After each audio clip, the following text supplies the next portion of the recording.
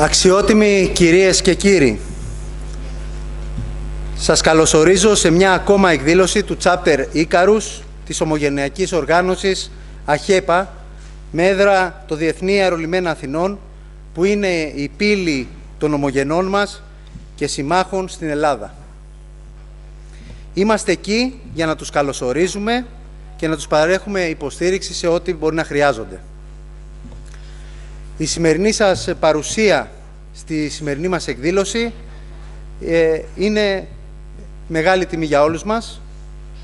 Το θέμα είναι Ισραήλ και Ελλάδα, οι νέοι αργοναύτες της καινοτομίας. Θέλω να σας ευχαριστήσω όλους που βρίσκεστε σήμερα εδώ κοντά μας. Δυστυχώς την λίστα των επισήμων δεν την έχω για να σας είναι όλοι εξαιρετικοί φίλοι και άτομα με υψηλή θέση στην κοινωνία. Επειδή όμως δεν θέλω να κάνω κάποιον να ξεχάσω, δεν θα διαβάσω κάποια λίστα. Θέλω να ευχαριστήσω θερμά τους αραγούς και υποστηριχτές της σημερινής μας ομιλίας, τον Ίκαρο Βασίλη Πετρίδη, πρόεδρο του Κέντρου Πολιτισμού Ισραηλινών, Τεχνών, Lichtenfeld, Krav, Maga, που χρηματοδότησε την εκδήλωσή μας, τον πρόεδρο του παρατήματος των Ρεπουμπλικάνων στην Ελλάδα, Ίκαρο Ιώνα Κωνσταντίνου, για την υλικοτεχνική υποστήριξη και μετάφραση, και τον ύπατο πρόεδρο των AHEPA, κύριο Χωριάτη, ο οποίος είναι πάντα κοντά μας και μας στηρίζει. Τέλος, last but not least, θέλω να ευχαριστήσω τον ομιλητή της Εσπέρας, κύριο Cobi Bitton, και όλους εσάς που μας τιμάτε με την παρουσία σας. Ιδιαίτερα δε όσους ταξίδεψαν από άλλα μέρη της Ελλάδας και από το εξωτερικό για να είναι σήμερα μαζί μας. Ιδιαιτέρως δε, I would like to thank my good friend Richard Barr, who bought a ticket today to be with us from Israel as soon as he found out that we are doing this event. So thank you so much for being here today. I cannot see you, but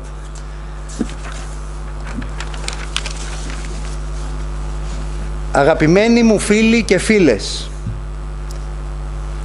ραγδαίες είναι οι εξελίξεις στα γεωπολιτικά δρόμενα, με την Ελλάδα να βρίσκεται σε μια σημαντική χρονική συγκυρία, προκειμένου να αναπτύξει και να εδραιώσει σημαντικές συμμαχίες με τις Ηνωμένες Πολιτείες και το Ισραήλ, την ώρα που η τουρκική προκλητικότητα κλιμακώνεται.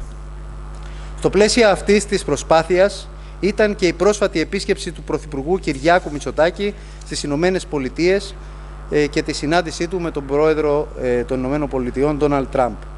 Κατά τη διάρκεια του ταξιδιού στις Ηνωμένες Πολιτείες, ο Πρωθυπουργός είχε επαφές και με την Ομογένεια και συμμετείχε σε εκδήλωση της AHEPA, όπου συζητήθηκαν εκτενώς τα θέματα αυτά.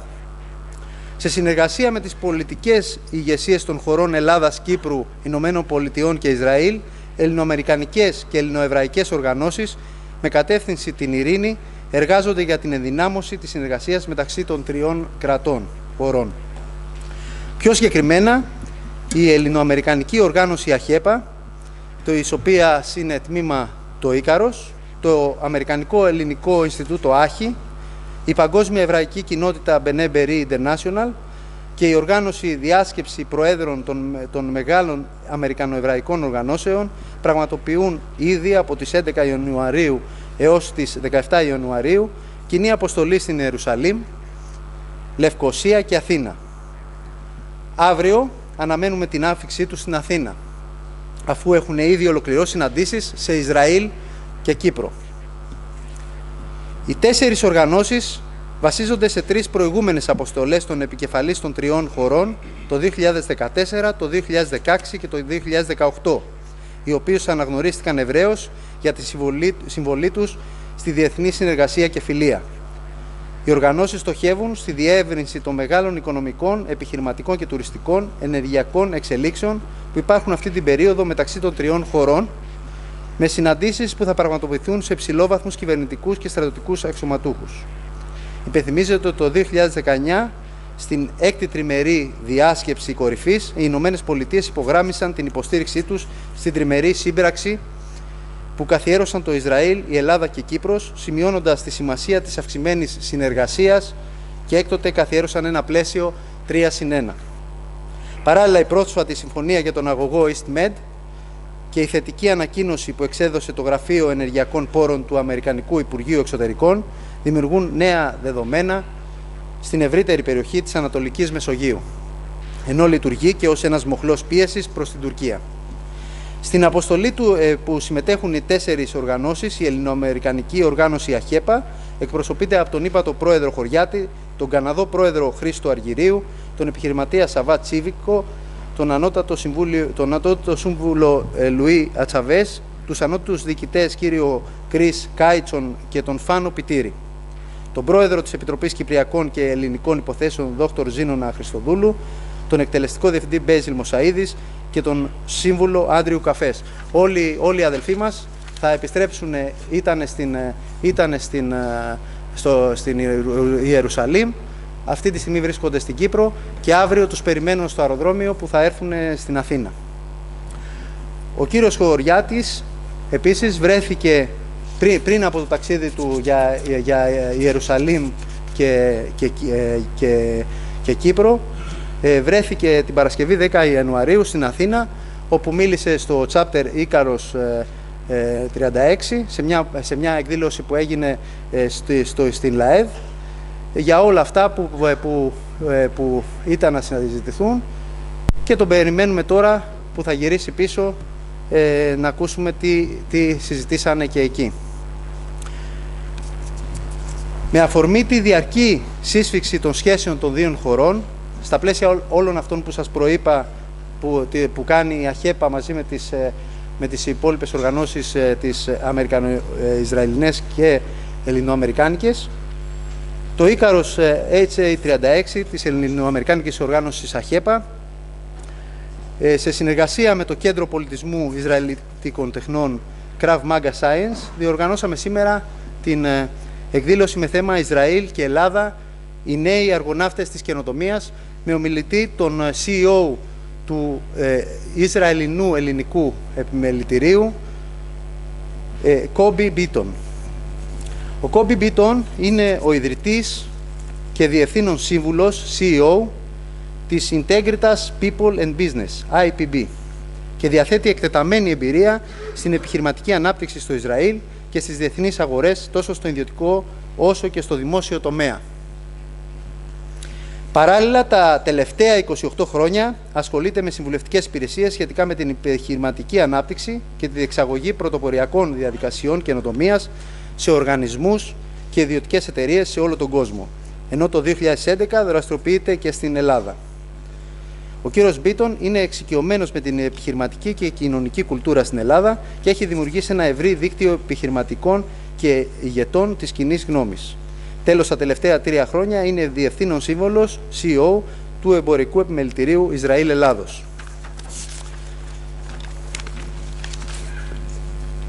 Σε αυτό το σημείο θα ήθελα να παρακαλέσω τον πρόεδρο του Κέντρου Πολιτισμού Ισραηλινών Τεχνών, Krav Maga Science, Βασίλη Πετρίδη, να έρθει στο βήμα για ένα σύντομο χαιρετισμό.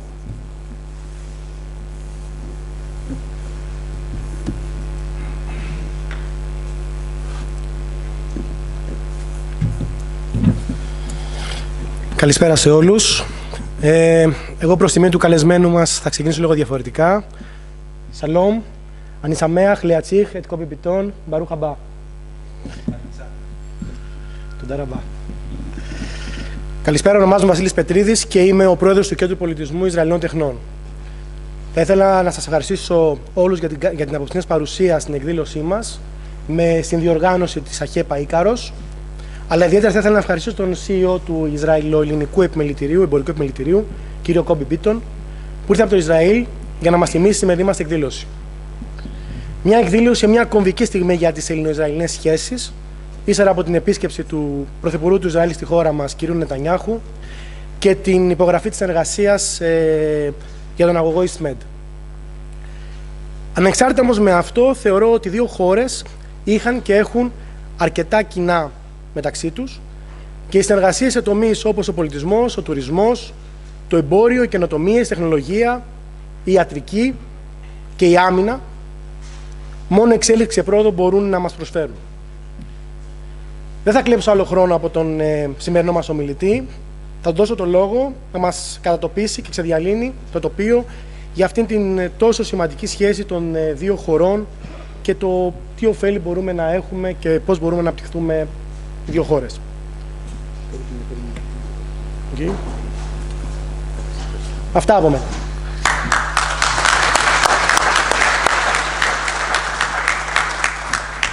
Πριν προσκαλέσω στο βήμα τον ομιλητή μας, θα ήθελα να συνημερώσω ότι το θέμα της επόμενης εκδήλωσης που θα πραγματοποιηθεί στο New York College την 3η 4 Φεβρουαρίου θα είναι US and Greece, New Realities, Opportunities and Challenges, με ομιλητή το Γενικό Γραμματέα του Ελληνοαμερικανικού Επιμελητηρίου Αλέξανδρο Κωστόπουλο.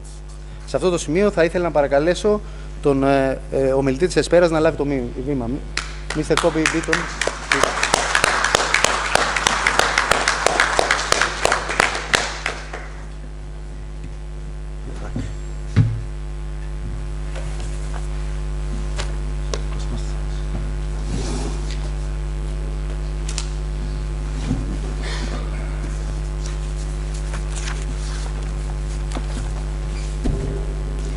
Good evening, everybody. I'm very, very happy to be here. Thanks to my friend. I usually saying Cosmas or Cosmas, so I decided to call him Cosmas. It's much easier for me. I didn't understand what exactly the both gentlemen said, but I know that there were very, very warm words. Assuming, and I will try to continue on the same path. As mentioned, my name is Cobi Bitton. I'm the CEO of Israel-Greece Chamber of Commerce. Actually, I started my Greek journey 10 years ago, beginning of 2011, together with my two very, very precious local partners, which are here together with us. And since then, I don't know how many trips and travels I did back and forth, but unfortunately, I didn't study any Greek language. I can listen, I can understand a few words, but not much more than that. So this is one of my most regrets, not taking lessons, but I can promise you that probably by the next time that we'll meet each other, I will know a bit of Greek.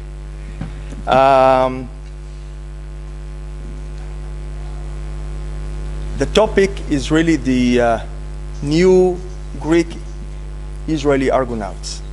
But there are some other things that I think that we all should know of what is going on, and I will try really not to touch any political aspects of the whole thing, because the political aspect in Israel right now is much more difficult than what you guys have here and what you had in the past. And hopefully that in 2 or 3 months we will face much better political let's say atmosphere, because the Israeli nation really facing right now very, very significant challenges domestically, but mostly in the region itself. As someone told me yesterday, it's really a jungle out there. Right now it's become like the Amazonas, not jungle.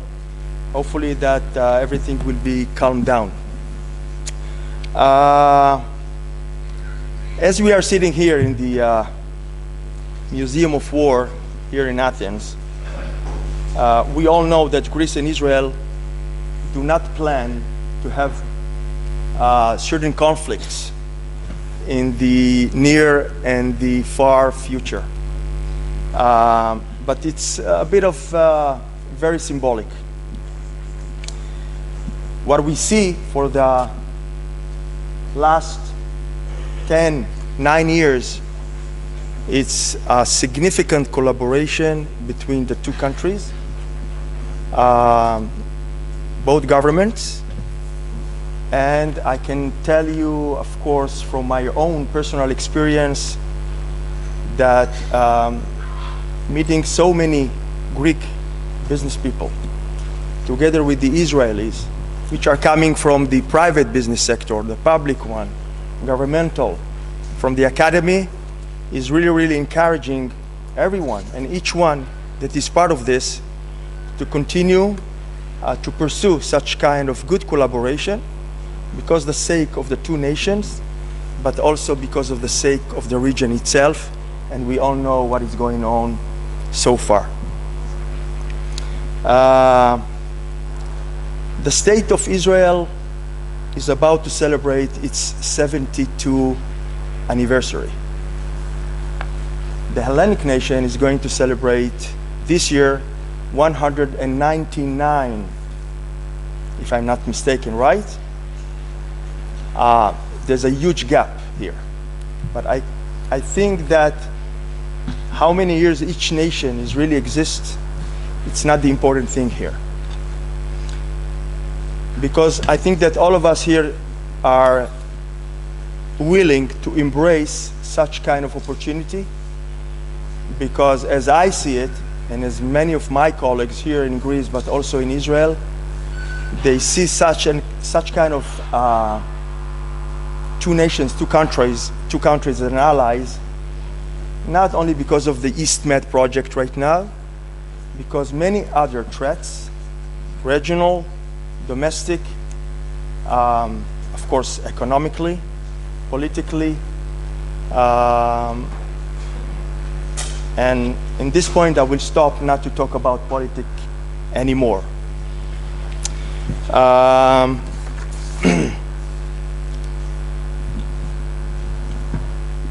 In every given time in Israel, there are about 5,000 different startups. So imagine about such small country, very young, 5,000 startups. This is something that is part of the DNA of the Jewish people, because we are never satisfied. And because we are never satisfied, we are trying and to pursue perfection, to have new things, to invent, to think about and outside of the box, because our natural resources doesn't exist. Okay, now we have this natural gas. Okay, let's see what will come up in the next 5 years, but nothing else. And because of where we are and what we are facing, and I can tell you personally that I really hope that someday there will be peace there in this region, together between us, the Palestinians, the other neighbor countries.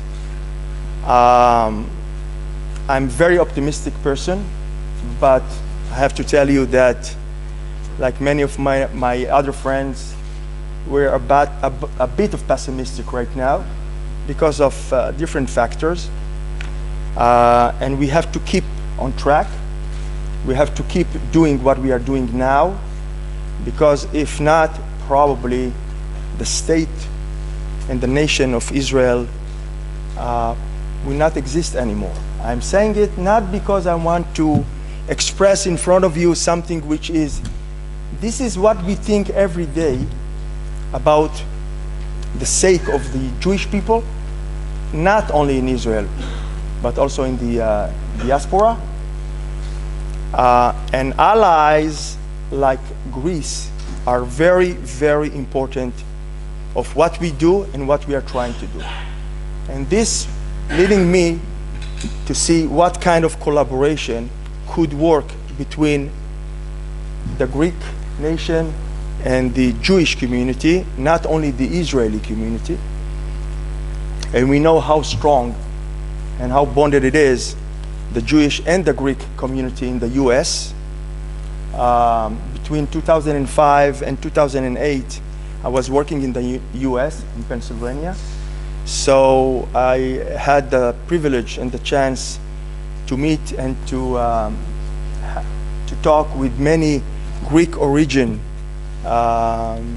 US citizens that have many affiliations with the Jewish community. This is a very strong lobby, not only in Pennsylvania, but in the US itself. And I think that such kind of lobby should support the efforts that both countries and people are doing. And what my friend mentioned here regarding the Bnei Berith and this 3-state initiative is also part of it.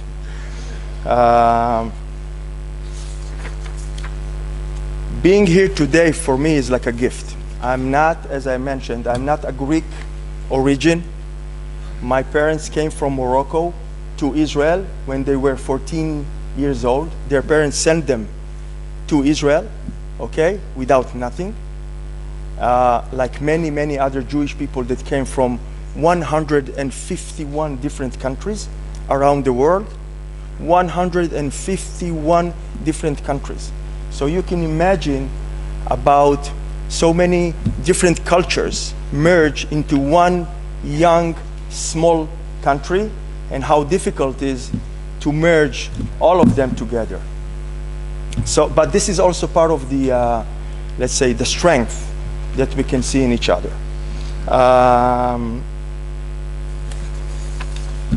Innovation in Israel, it's something that probably most of you, or each one of you, distinguished guests, know about Israel and why innovation and Israel going together hand by hand all the time.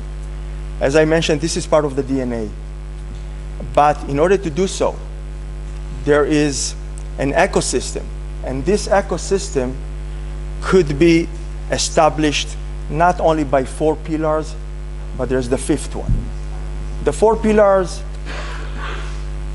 funding, government, university, this is okay. But if you can't find international collaboration with other innovative and innovation ecosystems, this is not going to work. So what we think is that based on the very good relationship right now between the two countries, and that the Israeli-Greece Chamber of Commerce is very active with the counterpart of the Hellenic Israeli Chamber of Commerce, which is very active as well.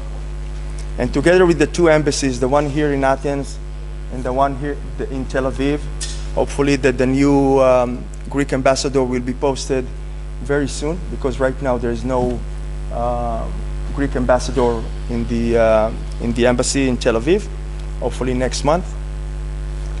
We have many plans. And part of the plans could really touch in each one of you in your daily life, per the business aspect, per the social aspect, because I think that we are not talking here about us. We are not talking about each one of us as an individual. I think that what we should talk here about the younger generations of both countries. During the last 9 years, we met numerous entrepreneurs, young entrepreneurs here, also startups here, but also part of the Israeli ecosystem, which many of them tried to do something else, something new. But without support, without incentives, probably nothing will work. In order this to work, we, as the Israeli-Greece Chamber of Commerce, we have a commitment, and we also commit here in front of you to support in any way that we can find the local ecosystem, to work with young entrepreneurs, to work with startups, to work with governmental agencies, to work with corporations, to work with universities, in order almost to copy-paste what we have in Israel and to make it here. It's not going to happen tomorrow. It's a long process. But hopefully with the support with the new government here in Greece, we will be able to do this. because there are so many players, let's say, in this playground, a collaboration system should work here. And this we have to leave to the both governments because they need to support also financially. So I don't know how far the Eleni government will support such kind of initiative. I know that there are some plans, but we are ready. So for each one of you, which is part of the innovation entrepreneurship ecosystem, or have someone, or is a mentor, or an investor, executive, you have our own commitment, my own word that we will support it. This is one thing. The second thing is the G2G government, the G2G projects right now that everybody talking about, the East Med project between Cyprus, Israel, Greece, with the support of the US, Italy is involved. Unfortunately, I see it much more as a symbolic, let's say, declaration. I don't know how far it will go right now because of many, many other aspects. When I'm saying symbolic, I'm not telling that this is something that only was for the press release. No. There are much more other things that both governments and both nations could do in order to support such kind of partnership. And if I will go back to entrepreneurship and innovation, there are 5 different pillars, as I mentioned. In order to do so, there's a small, simple thing that we can do here in Greece. We can pick each one of the European countries, and also the US, Canada, Singapore, and to see what each of these countries did in order to create their own entrepreneurship and innovation ecosystem, to take only one factor, to bring the whole thing together, and suddenly you have a new concept how to make it happen here. We are talking about innovation, but we don't have to reinvent the wheel. Okay? Everything is there. The wheel is there. Startups are existing here. Universities are here. Government is there, right? Investors are there. Corporations are there. In order to create such kind of ecosystem, you have to combine all of them together in order to create one successful ecosystem.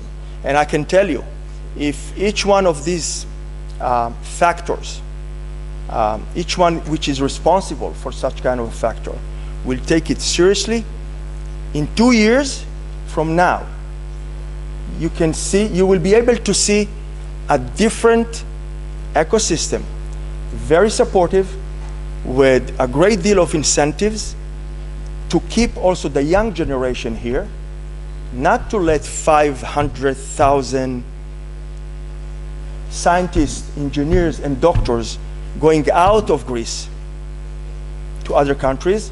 We have the same problem, by the way. Not the same numbers. We have the same numbers. Many of our top scientists, even medicine doctors, are going out from Israel. Right? Why not? Why? Because the competition in Israel is really greatly affecting everybody. This is one thing. The second thing, if someone is right now looking to how to make much better for his home, he will go to somewhere else that someone is paying much, much better than what we can pay in Israel. But still, as I mentioned, we have like 5,000 different startups. You have here in Greece an ecosystem. You have almost everything you need in order to create it together with Israel. I'm not mentioning Cyprus, I'm not mentioning the US, because here my duty, my commitment is to see how the Israeli and the Greek nations could be bonded together in order to create such kind of ecosystem. I had a meeting with the Israeli ambassador to Athens. He was posted in month October. He came with a great will to support. He did tremendous things when he was posted in Budapest. Before he came here, he came directly from Budapest to Athens. So we have the support also of the Israeli ambassador to Athens, together with the previous ambassador, Mrs. Irit Ben Abba, which she tried a lot, really, to support the entrepreneurship and startup ecosystem. When I was thinking to talk about the new Argonauts, I thought that maybe this is going to be very boring. So I decided to shift a little bit and to change some of the wording in order for you to sit in your seats, because it will be very embarrassing if you will leave.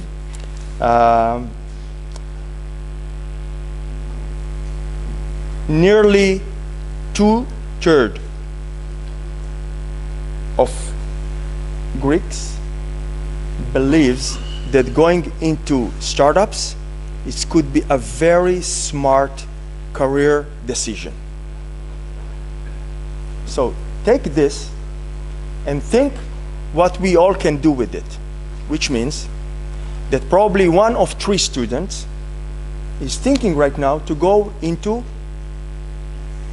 a sort of a startup, innovation, to create something new. But if there's no supportive environment, what he will do? Or he will leave it and will try something else like everybody else, or he will leave the country and will move to other country. Nothing else.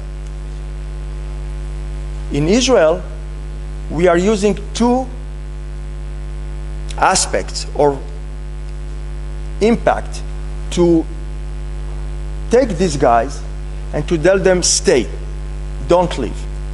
Now, there's a big difference, because in the age of 18, you know, a common Israeli that finished high school is going to his military service, both men's and females. But when they are moving out of their military service, they are much more confident of what they are going to do with their lives. And there is a very structured path. They are moving out of the military service. They're already assigned for their own university studies. They go out for their 3-4 months track in South America or in Asia. Now there are some other locations that they are traveling to, like Finland, Iceland, coming back, and then they start their own academic life, let's say, which is very, very expensive, by the way, in Israel, because the government doesn't support. You have to pay. It means you can have some scholarship, but not for everybody. So imagine how difficult it is. You have to work, you have to go to study, then you have to work, and imagine if someone also is running his own family, how difficult it is. But they have one goal. I want to do an exit. We know that 2% of all startups, really successful ones, but they want to do exit. The second issue is that they don't afraid to fail. The problem, one of the problems, is part of the survey that we did also in Greece, is most of the people that we talked with are afraid to fail. So because they're afraid to fail, they don't even try to do something new. So I'm telling everybody, to fail, it's not to become a loser. Because if you start something, if you try, you will fail. I can talk with you from now till tomorrow morning how many tries I had, and how many failures. Okay? But this is not something that should avoid each one of us and the young generation to do something new. Okay? So I think it could be also some of the, let's say, the local social, I don't know, maybe family-related, affiliated issues. I'm not an expert in this, but this is only my own personal feeling. So the Israeli average common startup guy is really not afraid to fail. I'm in this business for 27 years. For the last 11 years, I'm working with the Israeli startup ecosystem. I don't know how many startups I mentored, how many seed investment applications I overviewed, hundreds, maybe even thousands. You can join us.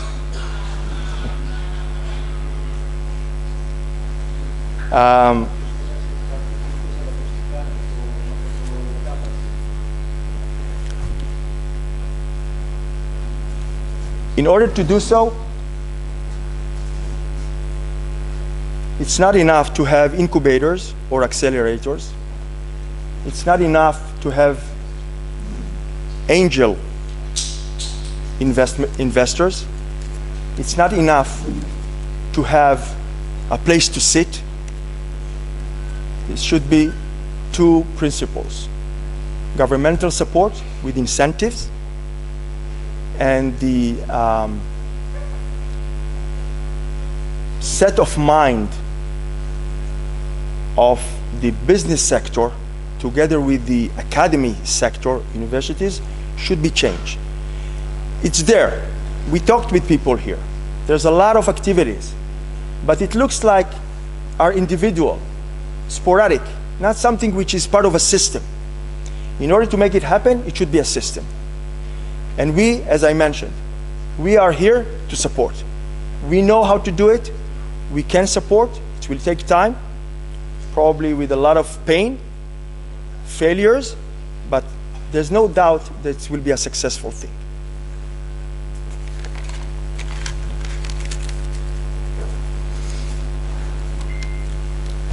R&D, research and development. This is part of the pillars that we are talking about. In Israel, we have more than 300 R&D centers. Many of them are coming from abroad. Why? Because this is part of the game. If you are a big corporation and you want to be part of the game, you have to have your own R&D center in Israel. Sometimes you buy a matured company or a startup, and suddenly you find yourself that you have an entity. Now you have to have your own R&D. Part of an R&D, you have an incentive from the government. The tax aspect here, it's very important. One of the ideas that we brought is that maybe the Greek government should think about a separate, different tax system regarding the startup ecosystem. Only for the startup and innovation ecosystem, a different tax system. Imagine how far this incentive can take not only the young entrepreneurs, but also investors, corporations, anyone that is involved. It's going to be difficult, for sure. How far the government will adopt such kind of idea, I really don't know. But it is working in other places. It's not something that is not working. So there's a benchmark that the people in charge here could check. A part of all this, 750,000 Israelis are visiting Greece every year. Most of them are coming in the summer season, not only to some of the islands. Many of them really don't know most of the islands that you know. but visiting, of course, Athens, Thessaloniki, and some other parts of the mainland. Most of them are also looking for new opportunities. And part of them, they are right now in the real estate business opportunities. But this is something which is temporary.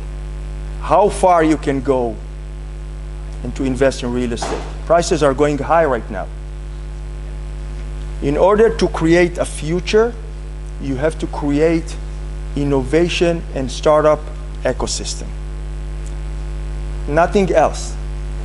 Because you have here, I picked like 5 specific factors in the local industry. Tourism and hospitality, shipping, clean tech, food, and logistics. One of the ideas that I shared with my colleagues here was Israel-Greece food tech hub. You have so much to contribute into the food tech, not only because it's a very good food here, because in food, the impact, not only on the local population, about the global population. This is what I'm talking about, that you have to have international collaboration. This is huge. A food tech hub to invent the future of food. When the Israeli government decided this is one of the main topics, a part of the cyber IT to deal with, they put few millions of dollars, and there was a tender, 2 tenders that should be a consortium of 3 players, each one in his own category, and to bid for a food tech hub. And they also said where they want the food tech hub, in the north of Israel, in order to support the north of Israel. This is one initiative. When the Israeli government decided to invest $5 billion in the cyber security, not only cyber protection, but also cyber offense. So they decided that the southern city of Beersheba, which is the capital of south of Israel, will be the place that will become the cyber capital, not only of Israel, but the whole world. And this is what is going on right now. Each player in the cyber world that is coming to Israel must visit Beersheba. Not only Tel Aviv, not only Herzliya, not only Haifa, not only Jerusalem. Jerusalem is much more biotech, not only cyber. Biotech in Jerusalem. Okay? So, a decision where? Which topic, which will affect not only the local ecosystem, but globally, bring the different players into it to collaborate, and there you are. You have an ecosystem that will attract investors, entrepreneurs, young entrepreneurs, startups, corporations, universities, banks, whatever you can imagine. 2 years ago, I decided to go into the food tech industry because I realized that this is something that will create a great impact, not because of the business aspect of it. I'm talking about each one of us, human being. In 50 years, there will be a lack of food in the whole world. Lack of food. This is not a science fiction. So we need to create right now. So in Israel, they are now inventing different things, like raw meat made of tissues in a lab. To hear about this is almost disgusting, but this is something. Grasshoppers to make protein in powder, but also to eat them like this. Drinks and jelly sweets with grasshoppers. Why? Because protein is something that is lack right now to find in the whole world, and there will be much greater lack to find it specifically in third countries. not here or in Israel. We are not talking about the Israeli local needs. We are a small country, 9,100,000. Here in Greece you have like 11 million. Together we are 20 million. This is market. When the Slovak Republic decided to collaborate with the Czech Republic after the so together there are about 15 million. It's still small, but the Slovak knew that 5 million of Slovaks, this is almost nothing. What kind of impact that they will have? So they decided to be a hub in the central of Europe, okay, for IT in Bratislava, with the support of the EU. 3 billion euros right now invested in Slovakia in order to keep this talent in Slovakia. So why such small country, really small, can do it and we can't? When I say we, it's all of us. We can't do it. Of course we can. It's an issue of priorities. I'm telling all of this because the whole thing is a story of innovation, entrepreneurship, to dare not to have a fear to fail, to try again and again, and then to keep this young generation with us. Maybe I look young, but I'm 58 years old. I have 27 years old daughter, and I have a granddaughter which is 2 years old. And I also have an 8 years son, Jonathan. And this is what I see in front of my eyes all the time. What will happen to them and with them? Okay? And I think that each one of us should look not what is going on with me right now, what it will be with our kids, our grandkids, in 10 years, 15, 25 years. So far, I told you something that I really believe in.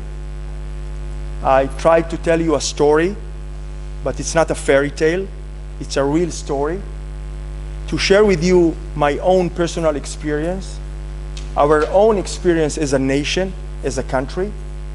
As I started to, I don't want to deal with politics. The situation in Israel is right. I told one of my colleagues last week, if we will have the chance to see what happened here in July, elections, a leader, the day after, a government, which declared that they want to start to work, and they started to work. In Israel, okay, there are elections, now take 45 days to see what kind of coalition. Sometimes you don't have any coalition, and then you have to go back. And this is the first time in the Israeli nation history that we have 3 sessions of elections in 1 year. And the first time in the history that we had such kind of elections in September, and right now in month March. And we have other problems, many other problems, but we look forward all the time. We look forward all the time because there's nothing else to do. No other option. No other option. Now Greece, after 10 very, very difficult years, what I see now and what I faced 3 years ago, 5 years ago, 10 years ago with my colleagues, my friends here, it's really different. Even the atmosphere when you talk with people in the street, it's different. Expectations are high, this is for sure. I hope that this government will be able to address such kind of expectations. But if not, you see there is a plan. And part of this plan is to make things better. And we are here.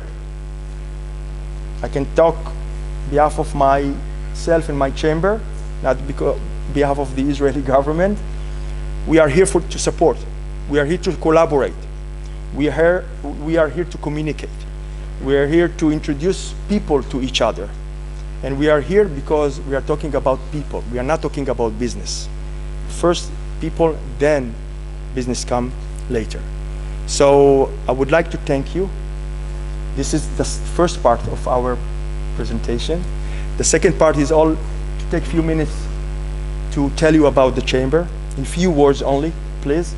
And then, if someone wants to communicate with me directly, I will be happy to share business cards and to answer any questions.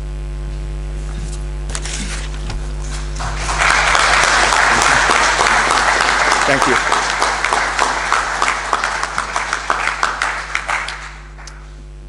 Let's start with who we are. So we are very young.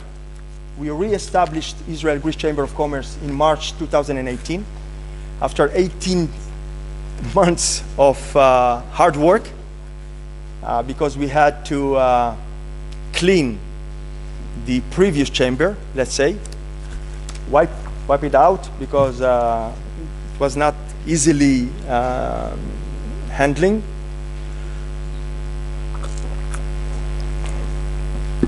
We are the voice of many Israeli-based companies and individuals that already have business in Greece, or looking to have business in Greece, or sitting on the bench to see what is going on, trying to get as much as far information about the ecosystem, about the political aspect, economical aspect, entrepreneurship aspect, industrial, anything that could be part of specific collaboration, let's say. Okay? We are, of course, recognized by the Ministry of Foreign Affairs, Justice, Economic Affairs, Chamber of Commerce, some other institutions, both embassies in Athens and in Tel Aviv, because I can't go and call myself Israel whatever Chamber of Commerce. I have to be to have a specific certification in order to do this. I'm doing it voluntarily. From the beginning of my work, together with Mr. Sabi Miyoni as a chairman, we are doing it voluntarily from day one. And we worked very, very hard. In March 2018, we had a very nice launch event in the Hilton Tel Aviv, together with a significant delegation that came from Greece, led by 2 ministers as well.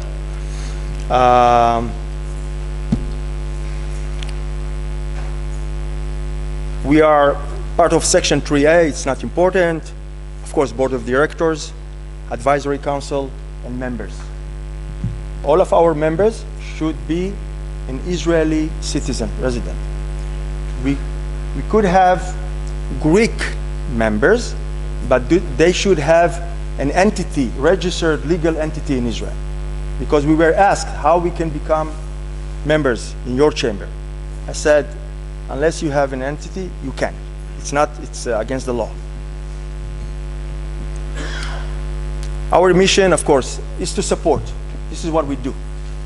We communicate, we support anything that goes into regulations, certifications, some financial and legal advisory, market research, of course, B2B, trade and commerce. I want to sell, I want to buy, joint ventures, investments, direct investments, R&D.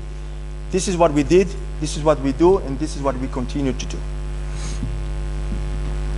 We also encourage Greek entrepreneurs to come over and to explore the Israeli, let's say, ecosystem and adventure. Unfortunately, it's already 2 years that I'm the CEO of Israel-Greece Chamber of Commerce. I can maybe count 10 or 12 occasions that we were there were calls or emails directly to the chamber asking for some business information, or they want to find a distributor or an investor. So we said, what is going on? Why people are not coming from Greece, I'm talking, and asking us for such kind of business collaboration. And I thought that maybe the problem is really with the chamber. I don't know why. So I asked the Greek embassy in Tel Aviv and the Israeli embassy in Athens. They said, Cobi, the same. We don't have too many applications. But for the last 10 years, I'm visiting almost every month Athens, except, of course, month August. We are talking with people, and people are asking us all the time, we want to do business in Israel. We want to attract investors. We want to sell. We are looking for this. We are looking for that. So there is a gap, which we are trying right now to see how we can narrow this gap in order to really, because this is what we do. We need to support such kind of business applications. If there are no business applications, so what we will do? We will try to find something else probably. Our members for to date are coming from different sectors. Hotel and tourism, hospitality, law firms, advisors, legal advisors, financial advisors, strategic advisors, startups, a lot of real estate players, both from institutional but also private sector. We have some industries, plastic, in the water technology, waste treatment, homeland security, of course, defense, clean tech, pharmaceuticals. I'm telling you this, also you can visit our website, israelgreece.com, and we will be happy if each one of you wish to see what he can do or what we can find in the Israeli ecosystem. So I'm calling you from here, challenge us. You can challenge us. We will address it.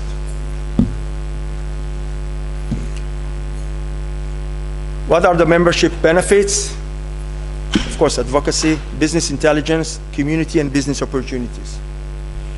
This part, community and business opportunities, is first of all, we create community, and from this community, we create business opportunities.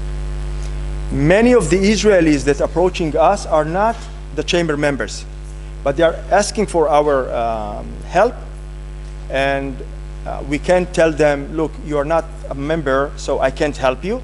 I need to help them, but if they want something really for the long run, like market research or business development advisory for a few months, so they have to be members, because each part of us is doing it voluntarily, so we can do it like on a very daily and hourly basis.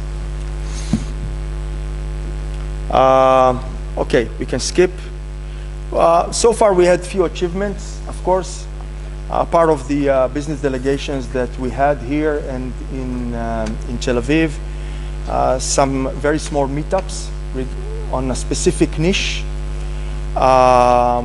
We helped some very well-known Israeli companies in issues of tax here in Greece,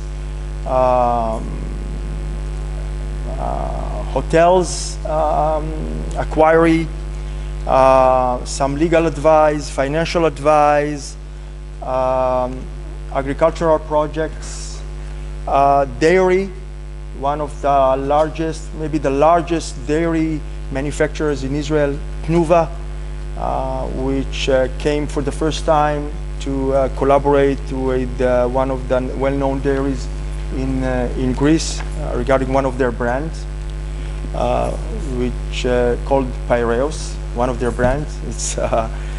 It's different kinds of dairy products under the same brand. If you will see the second section, okay, I didn't mention this only by chance. This is really what we are dealing with. Some of the applications that are coming from the Israeli community, but also applications that are coming from the Greek community. Not many, but still there are. If you will visit the Israeli Greece Chamber of Commerce, you can find some information about us, who are the board members, what they do, each one of them, of course, what kind of support. Beginning of February, the 4th of February this year, we are going to have a big event in the Hilton Tel Aviv, together with Wave Media, E-Red Magazine, and the Israeli-Greece Chamber of Commerce. It's a high-profile event in the real estate, tourism and hospitality, logistics, energy efficiency. There are going to be a significant delegation members that are coming from Greece, and the counterpart will be also very, very significant. We are working on this one very, very hard. We are talking about 120, 150 participants. There will be a gala dinner on the 3rd of February. On the 4th of February, there will be a conference with the B2B meetings, 3 different panels, which will talk about different issues which are mutual, of course, for both countries. So if you are interested to know more, please send me a message. I will make sure that this information will be sent to you. I know it's very close. We are talking about bit of 2 weeks, 3 weeks from now. This will be our opening event this year. The second one is going to be here in Athens by the end of March, but will be in the cannabis, medical cannabis industry, Israeli-Greece conference. There will be also some European delegates that will come over. This is an initiative of one of our members, Dr. Asher Vaturi. He's an expert in the medical cannabis, and we said, okay, we want to collaborate. We think that we can have some contribution here with the people that we know from Greece also that are players in this industry. This is a growth engine for Israeli economy, by the way, the medical cannabis. And I think that medical cannabis also for Greece could be a growth engine in a turnover aspects, revenues. This is huge. This is big. Highly regulated, but this is big. So this is also one of the 3, I think, topics as a growth engine that I pointed in front of some other people that asked me. And we are going to arrange a delegation coming from Tel Aviv also to Athens in month June here. But we are not going to talk about real estate. We are not going to talk about medical cannabis. We are going to talk here about innovation, entrepreneurship, and startups. I started with this, so I will finish with this. This is the main pillar for all of us, and I'm saying again, this is our commitment. I said it twice. I'm saying it the 3rd time, so you have to buy me an ice cream. This is a pillar. This is the ecosystem. This is a growth engine. This is future for Greece and continuously also to Israel. So I thank you very much that you were listening. I hope that it was not so boring. Thank you. Thank you. Thank you, my friend. Much appreciated. It's a great opportunity for us. There's no doubt that I will make sure that this event will be covered in Israel with any mean that we can find with our own people as well. And we invite you all to come over and visit, whoever didn't visit our really beautiful country. We don't have missiles and bombs everywhere and every time, okay, so don't worry. It's a nice weather, almost like here, less cold. But it will be our pleasure to host you, to come over. Each one of you that wants to arrange few meetings, call us, call me, send me an email, tell me what you want, with whom and why. I can assure you, at least 2 meetings I can find for you. I don't know about 5 or 6, but at least minimum 2 I can support. There's no doubt. Thank you very much.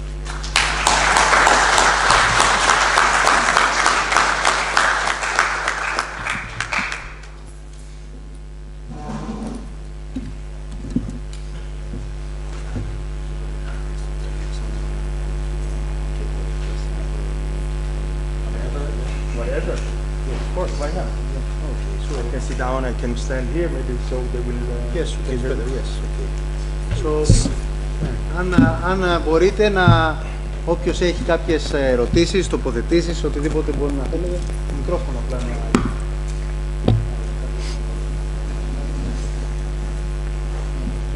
παρακαλώ το όνομά σας.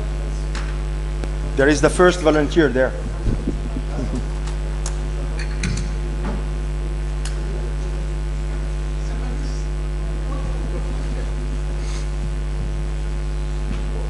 Παρακαλώ ποιος... απλά να λέτε και το όνομά σας και την ιδιότητά σας.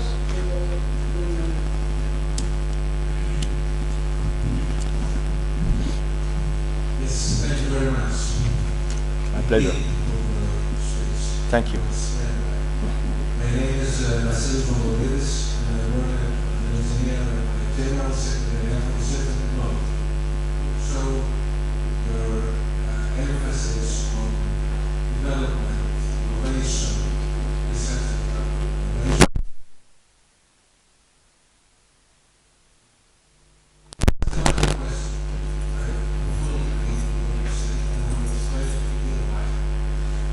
I just wanted to inform you that regarding the cooperation between Greece and Israel on Cyprus,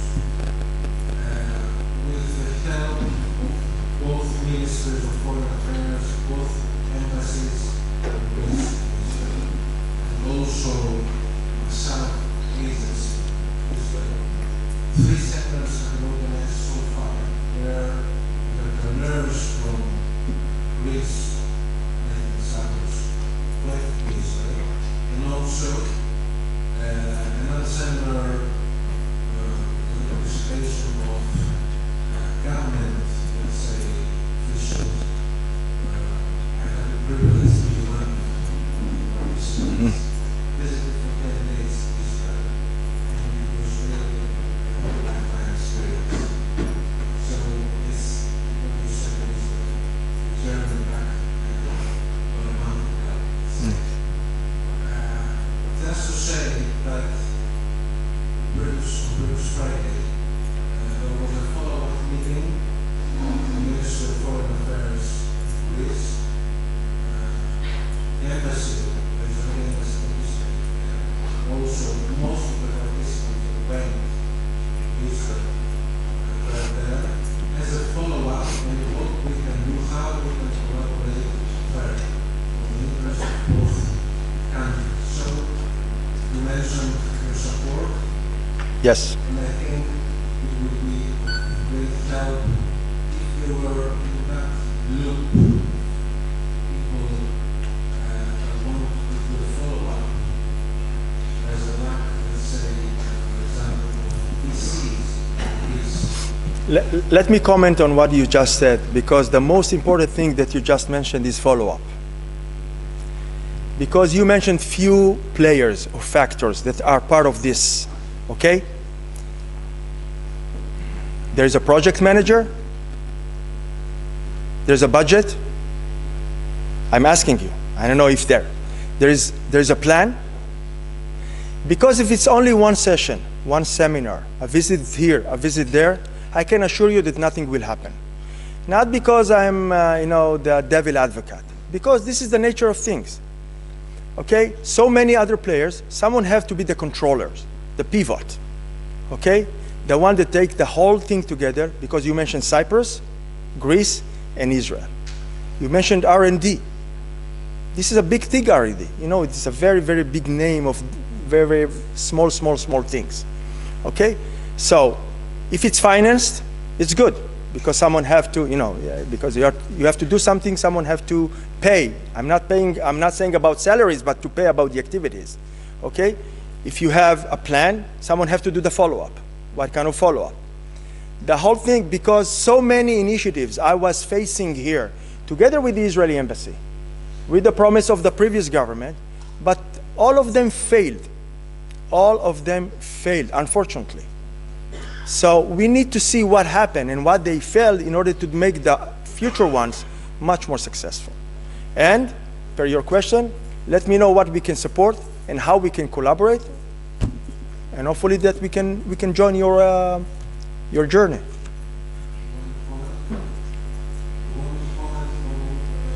Yeah, sure, if you mind.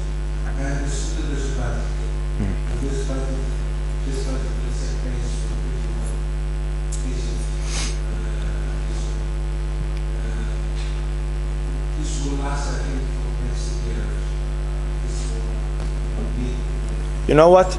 With your permission, maybe let others ask questions, and then we can talk about these small details, let's say. Yes.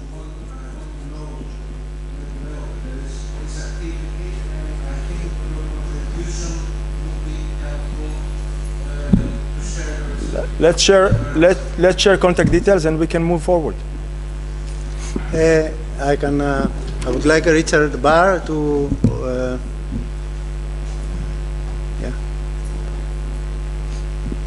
I just wanted to support Cobi in the title of this presentation, which is the new Argonaut.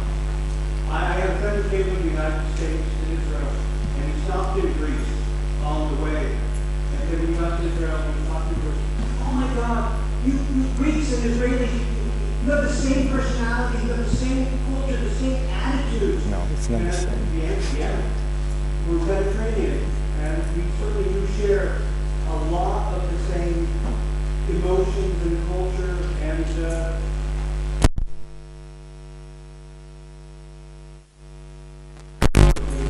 that ability to not be afraid of failure. Correct. That's the one difference between the two countries. The Israelis aren't afraid to fail. And once the new generation has that, you will go beyond where Israel is today in the economy. I guarantee it. You have the numbers, you have the ingenuity, and the innovation just waiting for you. And that's one of the reasons I came to hear Cobi speak tonight and to see a lot of tonight. Thank you. Thank you. Somebody else? Okay, okay.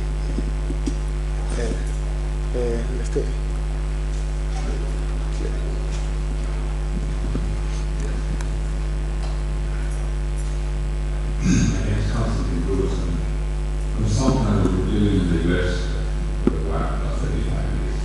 So, two questions. Thank you very much. Great presentation indeed. Thank you. It doesn't make a difference how many times you say it. You got to say it again and again and again to actually get through. Yes. I remember my mother on her favorite words she did with me. Maybe that's where the fear came from. Don't do this, I don't do that. Maybe I don't know what the Israel mother said to the first words. They started, don't do this and don't do that. But in any event, what is the role of the diaspora of Israel in supporting the startup ecosystem? One. And another question is, since I've been in the US since a symposium about a month and a half ago, and there is this whole conversation about the Chinese invading the universe and other galaxies. And I know Israel has used the investment wisely, although here there is a conversation of how to do this the best way. So what is the experience you have for both the diaspora of Israel supporting the ecosystem of startups? About the US, since AHEPA is a US-based American organization, and the China issues. Thank you. Thank you. The Israeli government and governments support in the startup ecosystem is something which is part of the budget of the Israeli government. This is one thing. There is the Innovation Authority. Okay? So one step, you have to establish the Innovation Authority. Once you have it, they have their own budget. So each startup can send an application to the Innovation Authority, which they have like a committee of 5 or 6 people that see if this is something which is a game changer. If it is, so they support it financially. Not a loan. It's not a loan. They give the money in installments for them to start to work. Because when you ask a young entrepreneur, what is the first thing that you need for your own startup? He said money. It's wrong. It's not that you need money, okay? Because most of them don't have a plan. And most of them reach what we call the valley of death. Most of startups are there. They had seed money, it finished, product it's not in the market, they don't know what to do, no other investors coming in, and now you have to sit on the bench, that someone will pick you up. Most of them are there. In Israel, we are trying to achieve with incentives, together with the Authority of Innovation, together with the universities, together with the angel investors, together with the acceleration programs and incubation programs, that as many as less startups will find themselves in the valley of death. Okay, this is a very hard word to say, valley of death, but this is the term, and this is a fact. Okay, so I will tell you what kind of an initiative I was facing 2 years ago. 3 entrepreneurs that decided not to look where everybody else are looking for new startups and new innovations. They said there are so many other startups that are in the valley of death. So probably there are so many things there, and the lack of management, the lack of funds brought them into this situation. So what they did, they are looking only in this segment, and they pick them up in a very, very low price. They start to rebuild them again, and then they sell them to some other companies, some mature companies. So you have to try to invent yourself all the time by trying to support. The Israeli government is part of its budget. There is a plan which is a compound of few ministries, of course. The Ministry of Treasury, the Ministry of Economy, the Ministry of Education, the Ministry of Health, by the way, the Ministry of Energy. Each one takes its own part and to take a bite in this green apple. Okay? I hope that I addressed the first question of yours.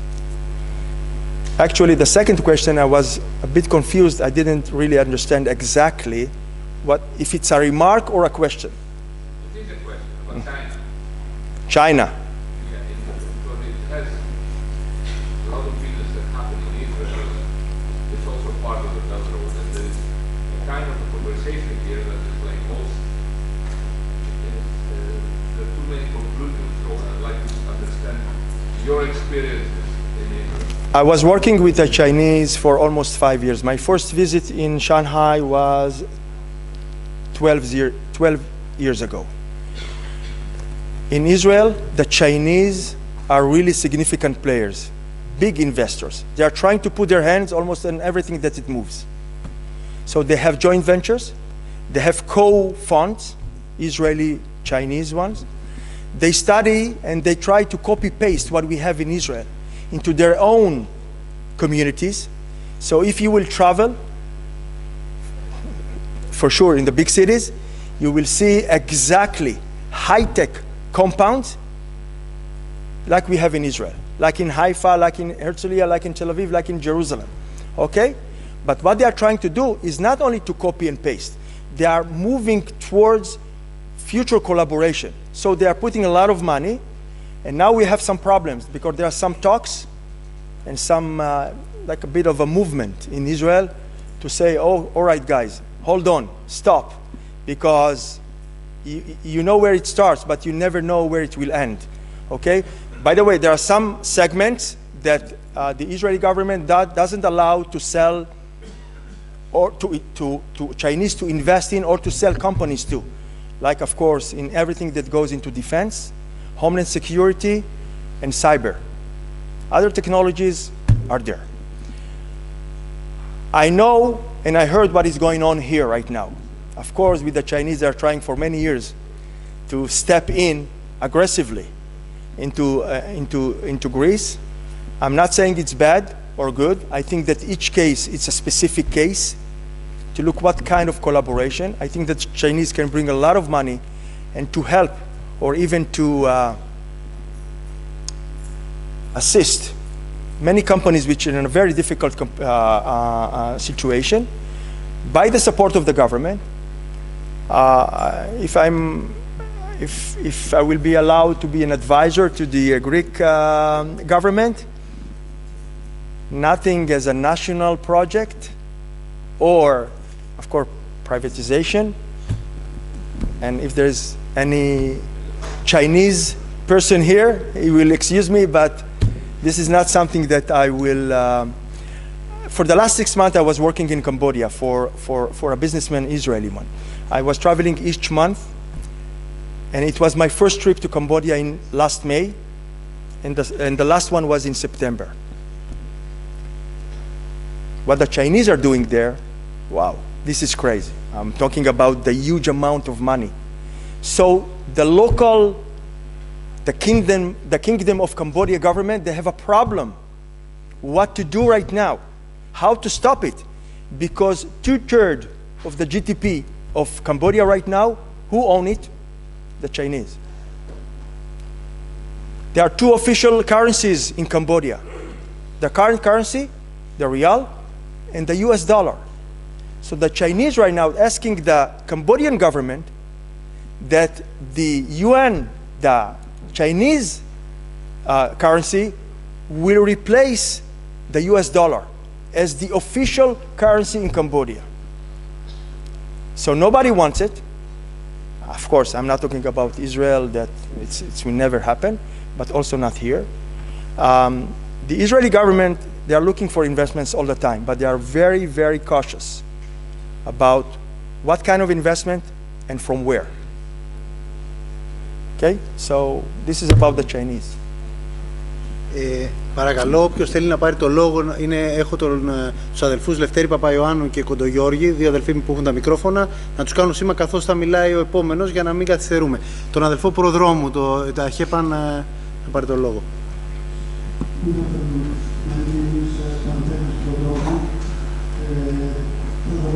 I can't hear it very clearly.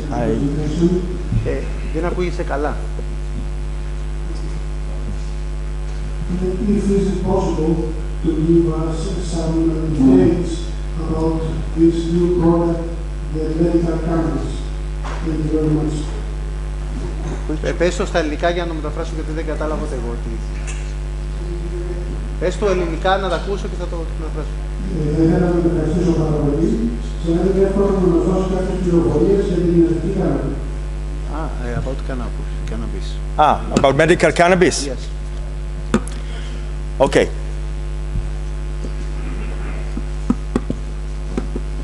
The medical cannabis industry, not only locally in Israel, but also globally, is something in a move for the last 5-6 years very aggressively.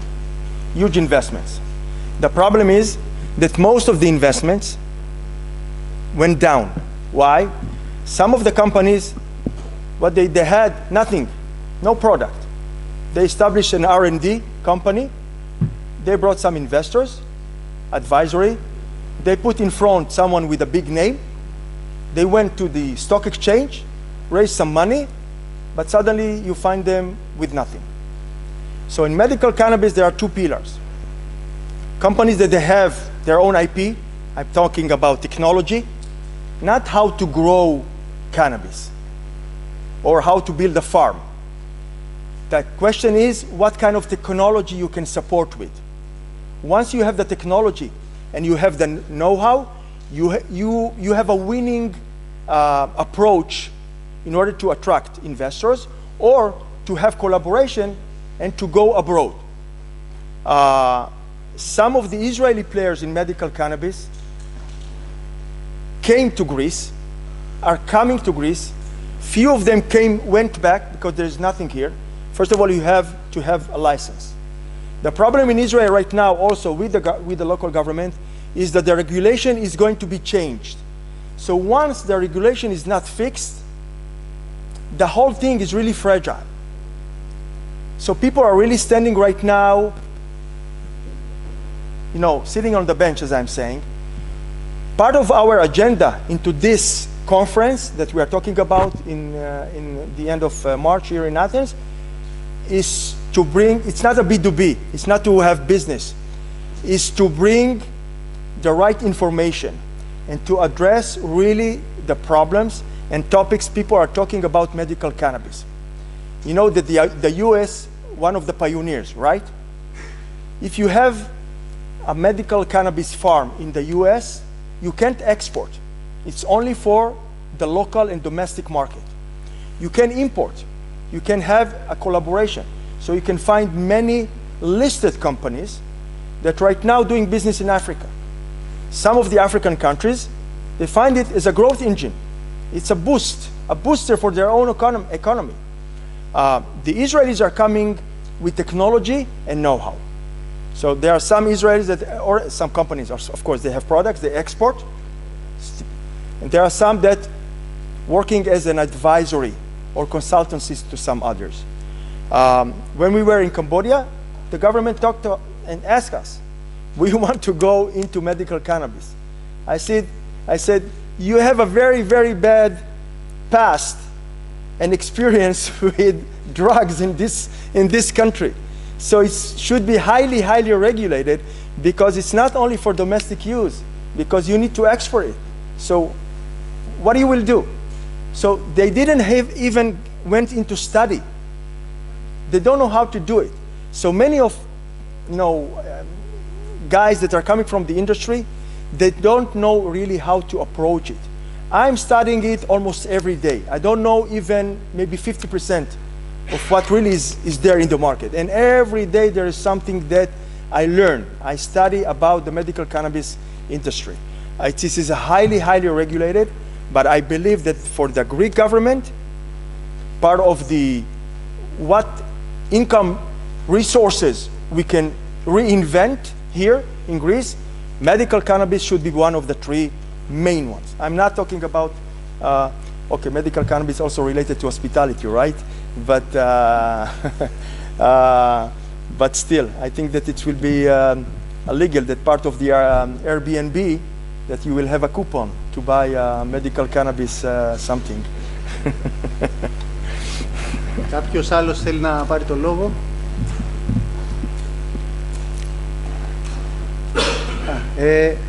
Αδερφό Κοντογιώργη, εδώ μπροστά, κύριος, εκεί, μάλιστα.